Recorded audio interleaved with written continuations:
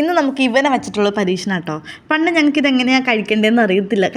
നമ്മളിങ്ങനെ പുഴുങ്ങൊന്നുമില്ല, കൊണ്ടുവന്നു പച്ചയ്ക്ക് പൊളിക്കണു തിന്നണു, അങ്ങനെ തന്നെ ആയതുകൊണ്ട് ഈ സാധനം തീരെ ഇഷ്ടമല്ലായിരുന്നു. അപ്പം ഞാൻ ആരിലും കഴിക്കണേ കാണുമ്പോൾ ഇതെങ്ങനെ തിന്നണമെന്ന്. ഇപ്പോഴാണ് ഞാനിങ്ങനെ ഓരോ രീതിയിലൊക്കെ പരീക്ഷിക്കാൻ തുടങ്ങിയത്. ഇത് പൊന്നൂസിന് ഇഷ്ടമായിട്ട് ഇപ്പോൾ മേടിക്കാറുണ്ട് കേട്ടോ.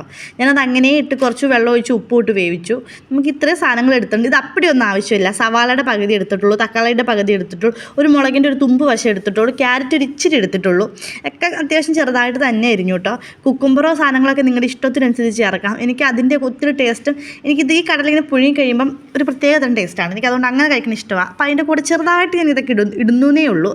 അതുകൊണ്ട് തന്നെ ഞാൻ കുക്കുംബറോ കാര്യങ്ങളോ ഒന്നും ഇടുന്നില്ല. അത്രയും നേരമുള്ള പണികളും കാര്യങ്ങളൊക്കെ ഭയങ്കര എളുപ്പമായിരുന്നു. ഈ പണിയാണ് ഏറ്റവും വലിയ പാട്. ഇതിൻ്റെ ഈ തൊലി പൊളിക്കൽ, അതിൻ്റെ തൊലി പൊളിച്ചിട്ട് അതിൻ്റെ പുറമേ ഒരു കുഞ്ഞ് കറുത്ത തൊലി ഉണ്ടാവില്ലോ, അതുകൊണ്ട് ഞാൻ പൊളിച്ചളി. എനിക്കത് അവിടെ ഇരിക്കുന്ന കാണുമ്പോൾ ഒരു അസ്വസ്ഥതയാണ് കേട്ടോ. അതുകൊണ്ട് ഞാൻ അതൊക്കെ പൊളിക്കണമെന്ന് പോയി ഏകദേശം അരമണിക്കൂറോളം എടുത്ത് ഇത്രയും പൊളിച്ചെടുക്കാൻ. പിന്നെ ഞാൻ അരിഞ്ഞു വെച്ച സവാള ഒന്ന് ഞെരടി കേട്ടോ ചേർത്തേക്കുന്നത്. പിന്നെ ഇച്ചിരി തക്കാളി, എനിക്ക് തക്കാളിയുടെ പുളിപ്പൊന്നും ഒത്തിരി ഇഷ്ടമാകത്തുകൊണ്ട് ഞാൻ കുറച്ചേ ഇട്ടുള്ളൂ. അതിനകത്തൊന്ന് ഞാൻ പിശുക്ക് കാണിച്ചു. പിന്നെ ഇച്ചിരി പച്ചമുളക്, പിന്നെ നമ്മൾ അരിഞ്ഞു വെച്ച ക്യാരറ്റ്, പിന്നെ ഇച്ചിരി ഉപ്പും കുറച്ച് കുരുമുളക് പൊടി, കുറച്ച് നാരങ്ങാന്നിരിക്കണം, അത്രയേ ഉള്ളൂ. രണ്ടൊന്നും ഞെരടി.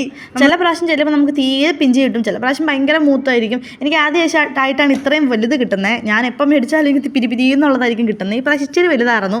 പിന്നെ ഇച്ചിരി മൂത്തും പോയിട്ടുണ്ടായിരുന്നു ചിലതൊക്കെ, പക്ഷെ കുഴപ്പമില്ലായിരുന്നു, അടിപൊളിയായിരുന്നു കേട്ടോ.